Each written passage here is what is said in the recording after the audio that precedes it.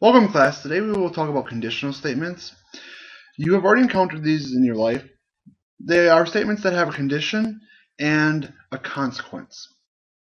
So, conditional statements each have a condition and a consequence. We usually name that condition the hypothesis. For those of you in science, you know that's an educated guess. However, for us, it's the condition that needs to be met in our conditional statement. It's going to be the very first part, or it's the condition. It depends on if it is in the if-then format. In if-then format goes if, hypothesis. The hypothesis is some condition that needs to be met. Then conclusion. That's the consequence that happens if the condition has been met. So in all these conditional statements, it'll go if, hypothesis, then conclusion. An example, all mammals have hair. The condition is mammal. If a creature or animal is a mammal, then it has hair or fur.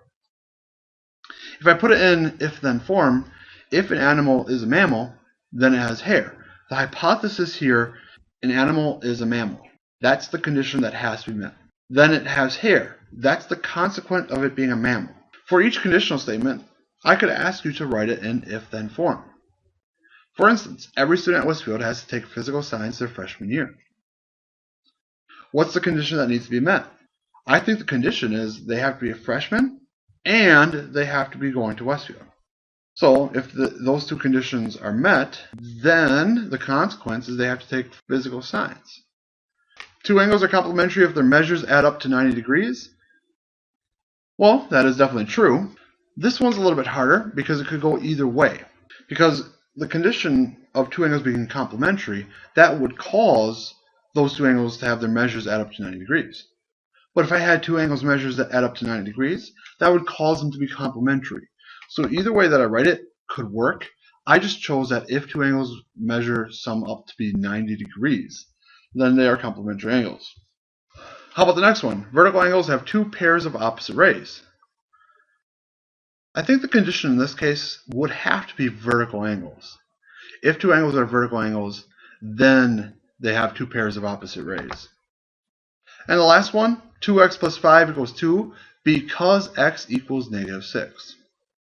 That key word there, because x equals negative 6, that sounds like that condition was met to cause that other part. So I think I would, in this case, say if x equals negative 6, then 2x plus 5 equals 2. The next thing we need to talk about is what we call negation, not negotiation. That's entirely different. Negation. The negative sign in math does the opposite. In fact, sometimes we read, instead of that x equals negative 6 on that last slide, I could have read that as x equals the opposite of 6. So when we talk about the negative side and negation, we are actually talking about the opposite. So when I negate a statement, for instance, the apple is red, then its negation would be the apple is not red.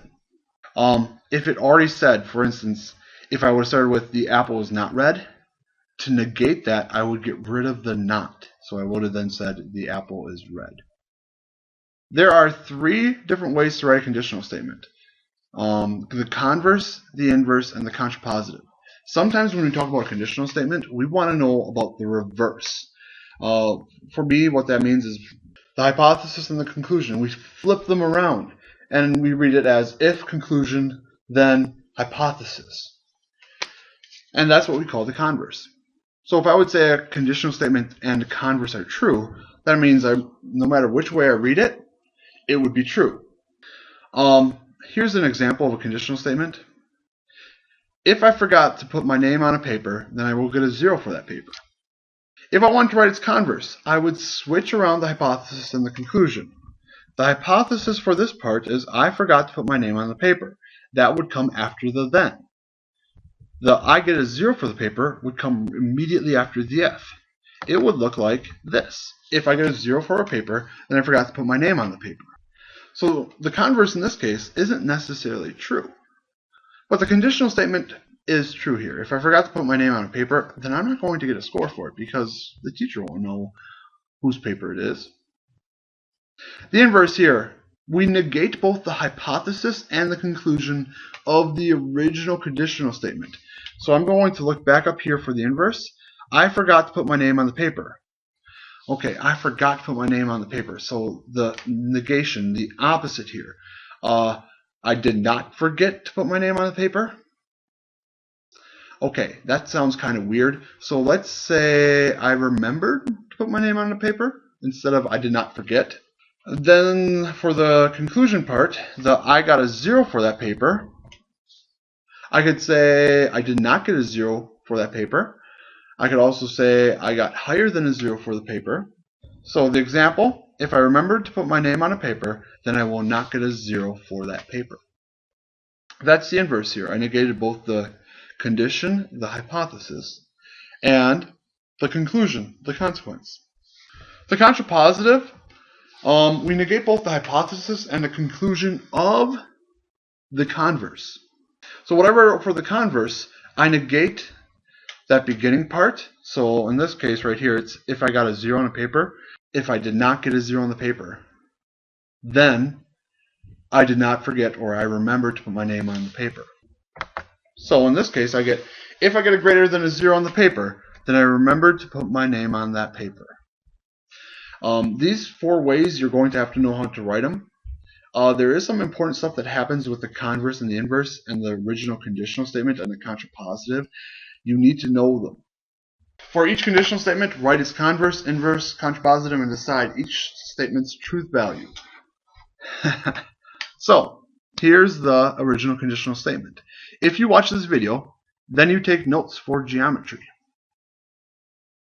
Well, I sure hope this is true.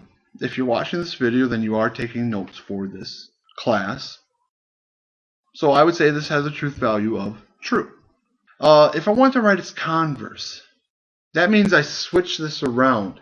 So that means I will say, instead of if you watch this video, I'll say if you take notes for geometry, then you watch this video.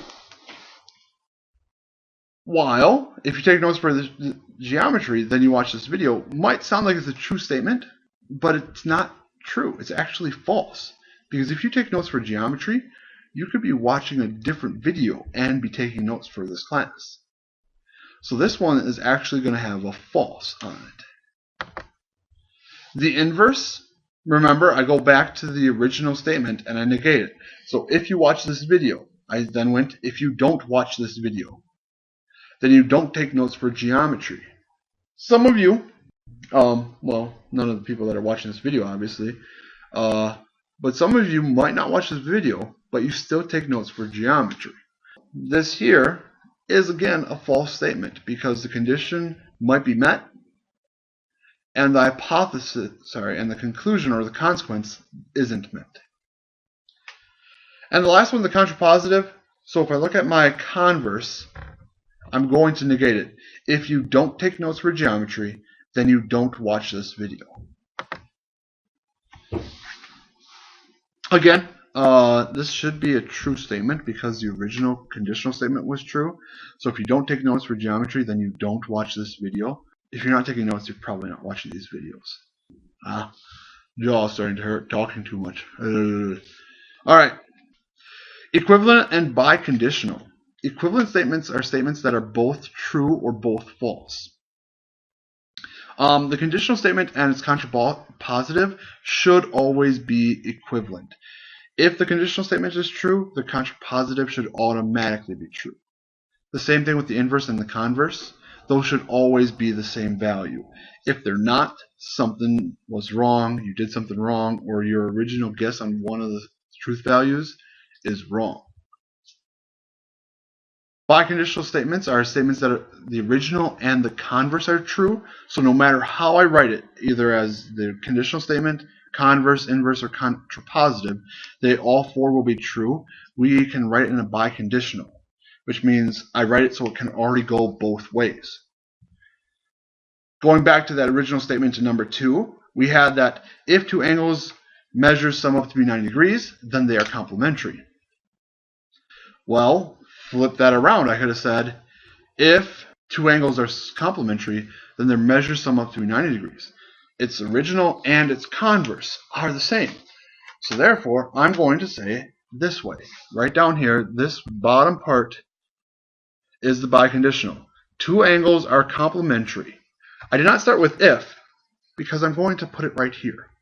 Two angles are complementary if one way, and only if, brings it back the other way, their measures sum to 90 degrees. Please note, I might sometimes write this as IFF. I know how to spell. I intentionally write IFF because that symbolizes if and only if. It's a shortcut for us mathematicians, so we don't have to write as much. So if you don't want to be writing if and only if all the time, you can spell if with an extra F. But please, just like capital AB, you have to read it the correct way. You don't go if. Please don't do that. You go if and only if when you see that second F with if. So if you see it written this way right here, you read it always as if and only if. The next type of question I can ask you is for each conditional statement, write its converse, inverse, and contrapositive, and decide its truth value. Okay, so I also got to determine if it's true. If both the conditional and its converse are true, write a biconditional statement. So if 4 points are coplanar, then they lie in the same plane. Well, if any number of points are coplanar, that means they have to lie in the same plane. True. Converse, we flip it around. So in this case, I should have, if 4 points lie in the same plane, then they are coplanar. 4 points lie in the same plane. Well, if they're all in the same plane, they are coplanar. So therefore, true. Okay, I already have the original and the converse be true, so I should already know that I have to write a biconditional statement. I should also know that the inverse and the contrapositive also both have to be true. The inverse has to be true because the converse is true. The contrapositive has to be true because the original conditional statement is true. To write the inverse, remember, I negate the original one up here. So I say if 4 points are not coplanar, then they do not lie in the same plane. If 4 points aren't coplanar, then they do not lie in the same plane. Yeah, that is definitely a true statement. If anything isn't coplanar, then they don't lie in the same plane. And the contrapositive, we go back to that converse and we negate both parts. So if 4 points do not lie in the same plane, then they are not coplanar. Yeah, if 4 points don't lie in the same plane, then they aren't coplanar. All these are true. Therefore, I'm going to write the biconditional. 4 points are coplanar. See this? I'm not going to say if they lie in the same plane. I'm going to say if and only if they lie in the same plane. Alright, at this point you should be able to write a converse, an inverse, and a contrapositive to a conditional statement. You should know the requirements for a statement to be biconditional, and you should know how to negate a statement. Also, at this point, if you have not done so already, there is a definition in your book that's kind of important. It's perpendicular lines. Make sure you look at it in section 2. If you don't, you're going to miss a little bit. But it's a biconditional statement for perpendicular lines. Look at it, memorize it, you'll need it later. Alright, till next time.